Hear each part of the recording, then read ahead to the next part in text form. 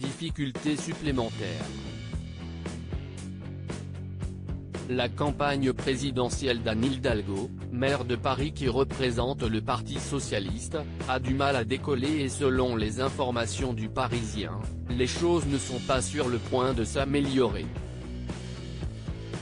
Le quotidien national explique en effet que Stéphane Le Foll, maire du Mans et ancien ministre de François Hollande, s'apprête à se lancer dans la course en envoyant un courrier à Olivier Faure, patron du PS. Stéphane Le Foll désire ajouter sa candidature au vote interne des militants qui aura lieu le 13 octobre prochain. Il n'a pas hésité à justifier cette décision qui peut être vue comme particulièrement agressive à l'encontre d'Anne Hidalgo. Pour partir dans une présidentielle, il faut un projet global et pas des mesures catégorielles, il faut une affirmation et donc se différencier de Jean-Luc Mélenchon et de Yannick Jadot. Anne Hidalgo s'est bien différenciée sur la question de la République, mais elle a fait une erreur en disant qu'elle est écologiste.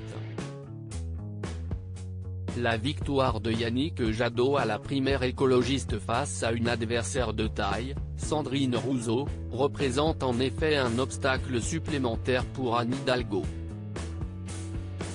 D'après les derniers sondages, le candidat écologiste s'est placé en tête de liste devant tous les autres candidats de la gauche et il n'a pas eu de mal à dépasser Anne Hidalgo qui a perdu pas moins de 2 points dans les semaines qui viennent de s'écouler. Prochaine échéance le 23 octobre. Les supporters d'Anne Hidalgo, et les autres, attendent le 23 octobre, date à laquelle sa candidature devrait être finalisée, ce qui lui permettrait de dévoiler un réel programme, plus fédérateur que ce qu'elle a pu proposer jusqu'ici.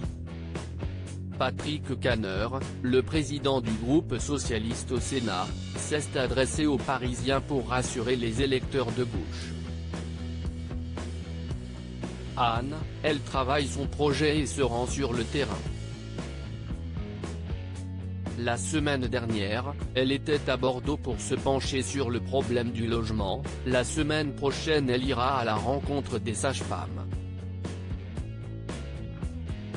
Elle a entamé une course d'endurance sur le fond, pas une course à l'audience. Reste à savoir si cela sera suffisant, non seulement pour mobiliser ses supporters mais aussi les personnalités de gauche qui pourraient la soutenir.